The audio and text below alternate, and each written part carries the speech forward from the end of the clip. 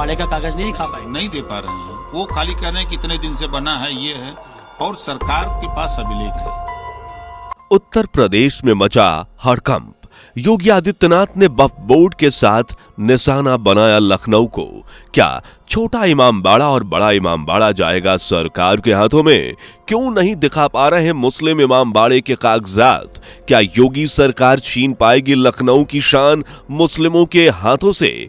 क्या कहा बीजेपी के मंत्री ने, जिसे सुन मुस्लिमों का गुस्सा फूट पड़ा है? क्या सच में ये इमामबाड़ा मुस्लिमों का ही है? आइए जानने की कोशिश करते हैं।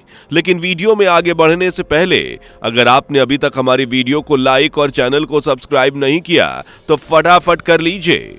उत्तर प्रदेश में एक तरफ जहां महाकुंभ को लेकर खुशी का माहौल छाया हुआ है, वहीं दूसरी तरफ मुस्लिमों की रातों की नींद और दिन का सुकून छिन गया है। और वजह है वक्फ बोर्ड। ये एक ऐसी इकाई है जिसको मुस्लिम धर्म के लोग कंट्रोल करते हैं। वक्फ बोर्ड जमीनों को रजिस्टर, उनकी देखरेख और सुरक्षा करता है। इसमें सरकार की कोई इन्वॉल्वमेंट नहीं है, लेकिन अब हो सकता है, क्योंकि अब सरकार का निशाना वक्फ बोर्ड पर है। सरकार ने यह दावा किया है कि वक्फ बोर्ड के पास जितनी भी जमीन है उनमें से बड़ा हिस्सा जबरन अवैध रूप से हासिल किया गया है। योगी सरकार ने पूरे उत्तर प्रदेश में आने वाले वक्फ बोर्ड को लेकर एक रिपोर्ट तैयार की है और वक्फ संशोधन विधेयक 2024 भी सामने आया है, जो कि विधेयक वक्फ अधिनियम 1995 में संशोधन करता है। इस विधेयक को 8 अगस्त 2024 को लोकसभा में पेश किया गया था। इस विधेयक का मकसद वक्फ की संपत्तियों पर नजर रखना है और उनका रखरखाव करना है। योगी सरकार ने वक्फ बोर्ड की संपत्तियों को लेकर की जा रही मनमानी को लेकर जेपीसी को एक रिपोर्ट भी सौंपी है और इस रिपोर्ट में वक्फ बोर्ड से जुड़ी अहम बातें रखी गई थी। रिपोर्ट के मुताबिक योगी सरकार ने दावा किया है कि उत्तर प्रदेश में वक्फ बोर्ड के पास लगभग 14,000 हेक्टेयर जमीन है, लेकिन इसमें से 11,700 हेक्टेयर की जमीन सरकार की है। यानी वक्फ की जमीन का 70% हिस्सा ऐसा है जिस पर सरकार का हक है, लेकिन वक्फ बोर्ड मनमाने ढंग से इसे अपने कब्जे में लिए बैठा है, जिसे अब योगी सरकार वापस अपने अंडर में लेने वाली है। इस पर योगी सरकार के मंत्री ओम प्रकाश राजभर का कहना है कि यार वक्फ बोर्ड की जमीन तो उसे कोई सबूत या कागज दिखाना होंगे, वरना यह जमीन सरकारी मानी जाएगी और फिर सरकार इसे अपने कंट्रोल में रखेगी।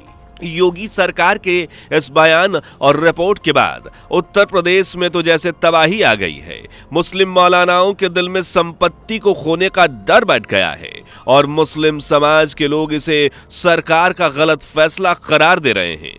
अभी वक्फ बोर्ड का फैसला सुलझा ही नहीं था कि योगी सरकार ने मुस्लिमों पर एक और बम फोड़ दिया और वो है लखनऊ। जी हां, योगी आदित्यनाथ ने लखनऊ की आन बान शान कहे जाने वाले इमामबाड़े पर भी निशाना साध दिया है और जितनी अलर्ट मोड में इस वक्त योगी सरकार है, उसे देखकर यही लगता है कि वक्फ बोर्ड से पहले इमामबाड़ा पर फैसला आ सकता है। आज लखनऊ की पहचान में छोटा और बड़ा इमामबाड़ा एक बड़ा रोल प्ले करता है। इन दोनों ही इमारतों को मुगलिया शैली में बनाया गया है।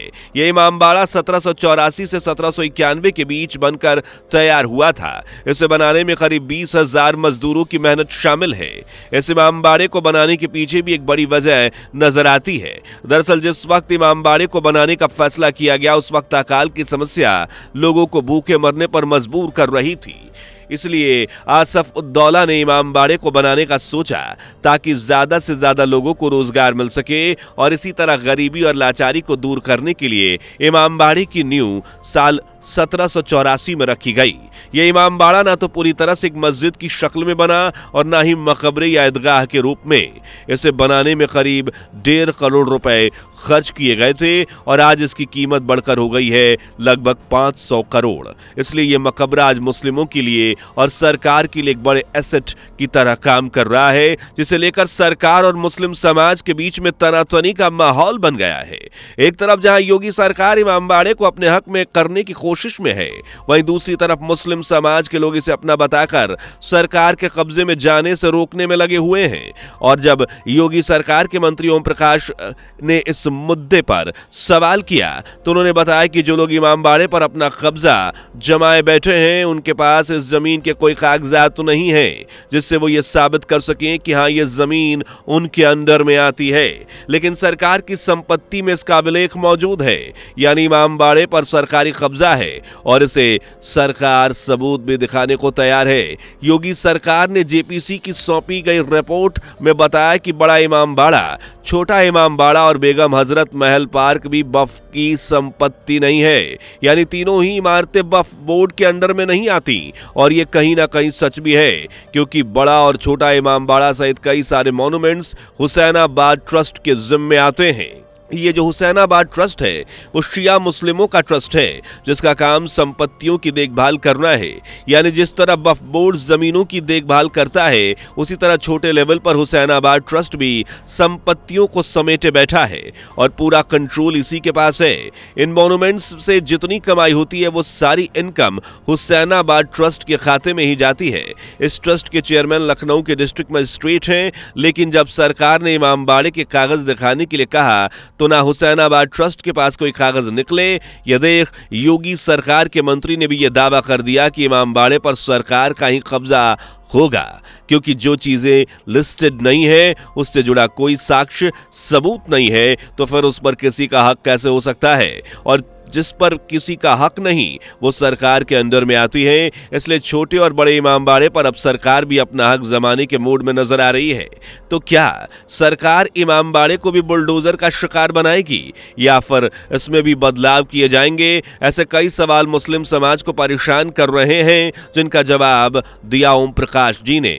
आप भी सुनिए। संपत्ति सरकारी हो गई तो एक्वायर होगा, तो जो काम चल रहा है इमामबाड़े का जो सिस्टम वो यथावत है, उसको गिराने तोड़ने की बात नहीं है, लेकिन अब वो सरकार के अधीन रहेगा। सरकारी संपत्ति हो गई ना तो सरकार के अधीन है। तो सुना आपने ओम प्रकाश जी के कहे अनुसार भले ही छोटा और बड़ा इमामबाड़ा सरकार के हाथों में चला जाएगा लेकिन इसमें कोई बदलाव नहीं किया जाएगा और ना ही इसे तोड़कर कोई नुकसान पहुंचाया जाएगा। जैसा सालों से आज तक इनकी रूपरेखा बनी है आगे भी वैसी ही ये बनी रहेगी। अगर कुछ बदलेगा तो वो होगा मालिकाना हक। जहां पहले हुसैनाबाद ट्रस्ट इसे कंट्रोल करता था अब ये सरकार की देखरेख में रहेगा। लेकिन क्या इतनी आसानी से सरकार इसे मुस्लिमों के हाथों से छीन पाएगी? शायद नहीं, क्योंकि जैसे ही योगी सरकार की तरफ से इमामबाड़े को सरकारी हाथों में जाने का ऐलान किया गया वैसे ही मुस्लिम समुदाय के बीच अफरा तफरी का माहौल बन गया और लोगों ने कोर्ट तक जाने का फैसला किया है। मुस्लिम लोगों ने कहा है कि छोटा और बड़ा इमामबाड़ा तो शिया मुस्लिमों के अंडर काम करता है और ना ही हुसैनाबाद ट्रस्ट के अंडर, बल्कि इसका रखाव तो खुद शहर के डीएम करते हैं जिनके पास इन मॉन्यूमेंट्स से जुड़े सभी डॉक्यूमेंट्स मौजूद हैं और सरकार बेझिझक उन्हें देख सकती है। इस मुद्दे पर लेकर मुस्लिम समुदाय के बड़े बड़े लोगों ने मीटिंग भी की जिसमें असदुद्दीन ओवैसी, वक्फ बोर्ड के सारे मेंबर्स, शिया सुन्नी समुदाय के सदस्य भी शामिल थे और कई घंटों तक इस सिलसिले में बातचीत भी हुई और यह फैसला किया गया कि सरकार के इस निर्णय को चुनौती दी जाएगी। वहीं हुसैनाबाद ट्रस्ट के सदस्य अपना बयान कोर्ट में सामने रखेंगे और सारे डॉक्यूमेंट्स दिखाएंगे ताकि योगी सरकार के इस फैसले को नाकाम किया जा सके। योगी आदित्यनाथ के इस ऐलान से मुस्लिम समाज बुरी तरह से बौखला गया है और तीखी प्रतिक्रियाएं दी जा रही हैं। एक मौलाना साहब ने तो इसे मुस्लिमों के लिए सजा बताई, आप भी सुनिए। लोगों ने अपने देश का समर्थन किया और अंग्रेजों का बहिष्कार किया, अंग्रेजों की मुखालफत की। अंग्रेजों ने चलते वक्त उन सब की संपत्तियों को नुज़ूल में दर्ज कर दिया था। ये बात गौर करने की है। जो देश प्रेमी थे उनको आज ये सजा दी जा रही है कि कहा जा रहा है कि ये संपत्ति उनकी नहीं है। सिंपल शब्दों में समझे तो इन मौलाना साहब के कहने का मतलब है कि ये जब भारत अंग्रेजों के कब्जे में था तब हिंदुओं के साथ साथ मुस्लिमों ने भी उनका अत्याचार सहा था, उनका बहिष्कार किया और जब अंग्रेज भारत छोड़कर गए तो सभी की जमीनें उन्हें वापस दे दी गई और इनमें मुस्लिमों के हक के भी जमीनें आईं जिसे आज योगी सरकार छीनना चाहती है, जो कि किसी सजा से कम नहीं है। इस पर हिंदू धर्म गुरुओं ने भी अपनी प्रतिक्रिया दी है। स्वामी संतोषानंद जी महाराज का कहना है कि जब विभाजन के बाद यानी 1947 में भारत के दो टुकड़े हुए तो मुस्लिमों को पाकिस्तान की जमीन सौंप दी गई और भारत की जो जमीन बची वो हिंदुओं के हक में आ गई। तो भला आज कैसे मुस्लिम समाज भारत की जमीन पर अपना हक जता सकता है? ये सब हिंदुओं के हक में आती है। इस तरह की बयानबाजी हिंदू और मुस्लिम समाज की तरफ से जारी है। जहां सरकार अपने फैसले पर अटल है, वहीं मुस्लिम समाज भी अपनी जमीनों को खोने के मूड में बिल्कुल नजर नहीं आ रहा। लेकिन फैसला होगा कोर्ट में। जो पक्ष जमीन से जुड़े कागज दिखाएगा, जमीन उसी की हो जाएगी। तो दोस्तों, आपको क्या लगता है? क्या छोटे और बड़े इमामबाड़े पर सरकार का हक बनता है या नहीं? कमेंट में अपनी राय जरूर दें। अगर वीडियो अच्छी लगी हो तो इसे लाइक शेयर कर अपने दोस्तों के साथ जरूर साझा करें। और हमारे चैनल पर नए हैं या इससे पहली बार जुड़े हैं तो इसे सब्सक्राइब करना ना भूलें। ऐसी नॉलेजेबल वीडियोस पाने के लिए हमारे बेल आइकन को जरूर प्रेस कर लें। मिलते हैं अगली वीडियो में, तब तक के लिए bye bye and take care. दोस्तों, आपको स्क्रीन पर 2 और वीडियोस दिखाई दे रही हैं, जिसे देखने के लिए स्क्रीन पर क्लिक करें।